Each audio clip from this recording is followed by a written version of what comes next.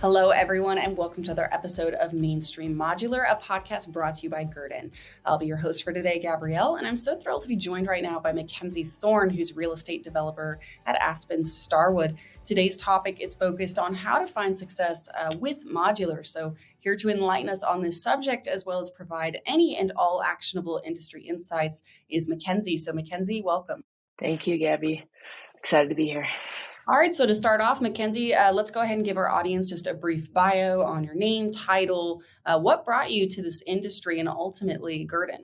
Hi, Gabby. This is MacKenzie Thorn with Aspen Starwood, and I run the multifamily for Aspen Starwood. And I got my start at a young age with real estate and construction, most likely from my dad building Legos and then building a museum in my hometown of Cody, Wyoming. And I've been fortunate to work across the country on different asset types of construction and development.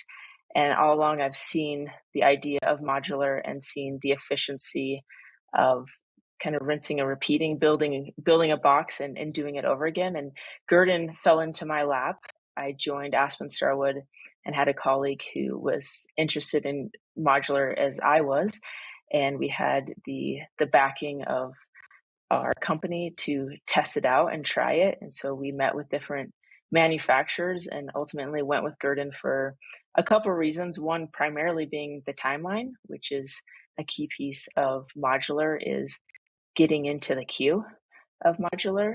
So it's been a long time coming, and I'm excited for what it holds going forward, because I do think it's the future of the industry to some regard. It's not for everyone, it's not for one-offs, but apartments, hotels, I see that this is the way to go. Well, that's so incredible how you started so young. I mean, it's like almost in your blood that where you are now. Just tell us about your current project right now, Struthers, and just how that came to be. I mean, it's an incredible project, so we'd love to hear about it. Yeah, so Struthers is near the river in Grand Junction, and it's one of the very few multifamily being built in Grand Junction, which is a growing city in the western slope of Colorado, and great outdoors. And it was, like I said, kind of handed to me in the sense that it was designed to stick. And then luckily, my graduate school friend said, I want to try modular with this. And we had the support of some investors and the head of the company that said, yeah, why don't we try this and see if we can make this work? Because the idea was we would build a 24-plex and a 36-plex and then replicate that model. And so we have a lot of land that we own. And so the idea was, let's figure out how to build something that we can just then rinse and repeat, because there's an efficiency in the design as well as in the construction of doing that. And so Struthers is our first project. It's a smaller project. It's only 2 buildings, 48 units, but it's been a great test run, which goes to our kind of sister project 656 Market, which is 72 units, which is also in construction. So the interesting thing about Struthers and Market is that they were in the factory at the same time. So it literally went from Struthers right to Market. And so there's an efficiency in the sense that Market is 30, the box is 36. So it's just expanded box, that's simplifying it, but an expanded box of Struthers. And so we were able to kind of take over Guerdon's plants for a handful of months and just build the same thing efficiently.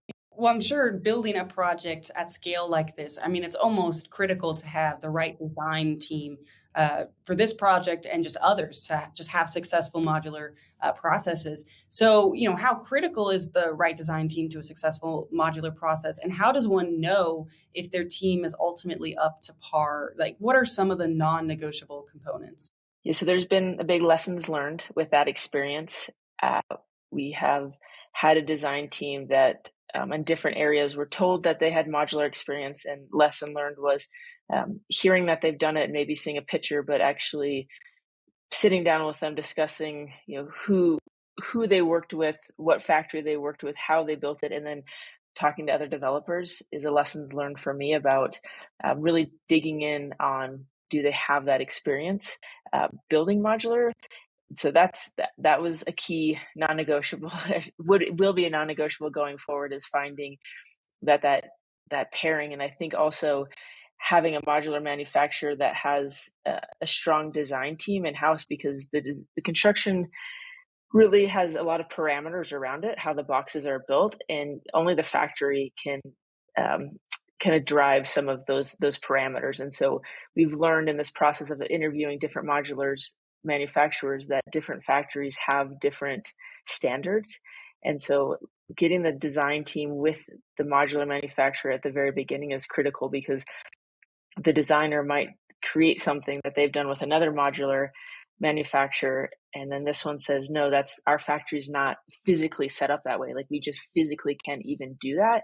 And that just saves a lot of time and headache up front. And so it really is a collaborative process up front that, the architect is still at this point in our projects was the lead of it, but they have to work very collaboratively with Guerdon in this example.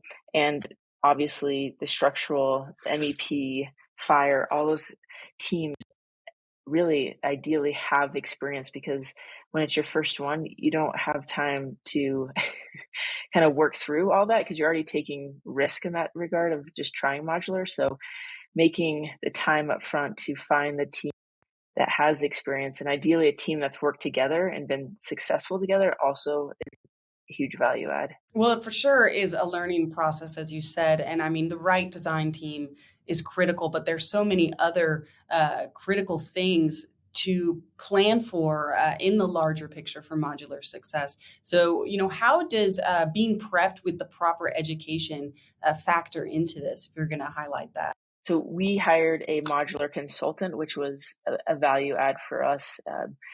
The cost to us was minimal for the scale of the project, and he really helped guide some of the, just even down to negotiation of the contract with the modular manufacturer. We've never built modular, so it was key to know what to even ask for, what to look for in the contract. So having some guidance and experience with somebody who's been in the industry, works with all the different plants, and kind of knows where the push and pull is on different projects was very helpful. And also just sitting and spending time with him to know what to get ahead of, because modular does require a lot of pre-planning. And that's why a lot of people, I think, don't do it, is they think they want to do it and they're already so far down the design path that to go back is cost. I mean, time for design and then time for delivery of your project.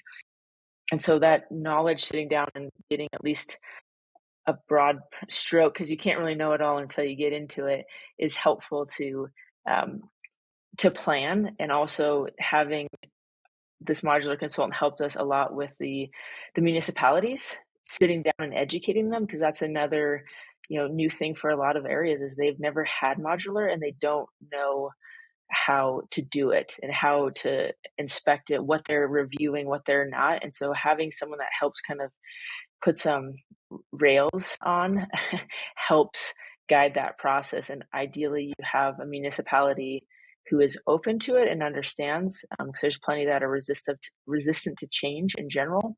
So having that pre-education, however, a lot of it is learning as you go.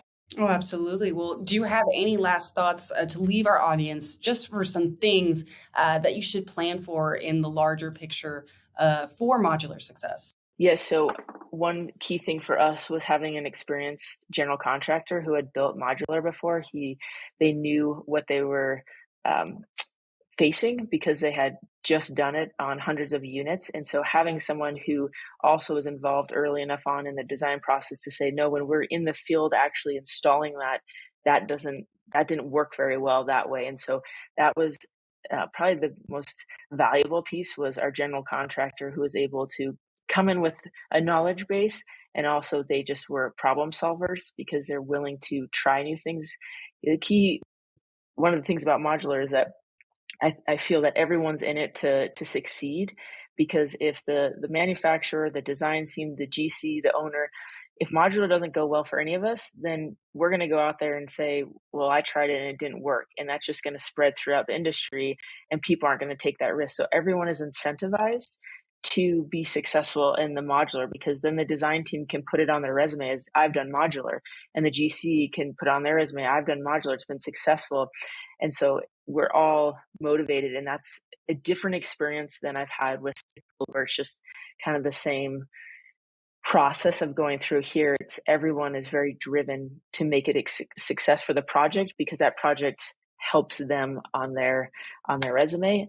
And so also just some key things about modular that we've learned is having a place to put all your boxes. We luckily own other sites, but when I talk to other developers who are interested in modular, that's one of the key things outside of having a strong design team and a GC is planning for space, because we had 60 boxes for our 48 units that had to be placed somewhere, and then you're trucking them and moving them. And so that's just one thing people logistically have to think about is where are we going to put the boxes? And then also designing quickly. I mean, we had to redesign our electrical gear because the lead times are so long and modular so fast that it required an attention to those long lead times much different than stick building because the project is going to be here. And so you don't have much time to wait and go, because then you lose that efficiency of modular. So MacKenzie, just what are some of the benefits you think of building a standard projects or repeatable projects? So we have had this design of the 24-plex and the 36-plex. And so with that is an efficiency. So my design teams, since they have created these basic boxes already, on every new project, I am negotiating a lower fee because not much has changed. And so I have a third project in design, and it's just the same 36-plex as our Market Street project, which is expansion of the 24-plex. And so with that, I've decreased my design costs. And then also I can increase to regard my execution of the project because we've been through so much of the work already that being able to open a project will go even faster than these last ones have, which these last ones have only taken a year, which is pretty impressive. So cost and time are huge benefits of creating a standard product that you can reuse over and over again. Well, thank you so much for sharing some of the major things that plan for in the larger picture for modular success. I mean, it all can't go in one bucket. There's so many factors that go into it, whether it be the design team, having an educational resource, or so much more. So that wraps up the conversation for today. Thank you, MacKenzie, for joining us on today's discussion of how to find success with modular. I mean, we learned a lot, so thank you. Thank you. Of course. And as always, if you'd like to learn more, please visit guerdonmodularbuildings.com and look for this podcast wherever it is you get your podcasts at. I've been your host, Gabrielle. Thanks for tuning in.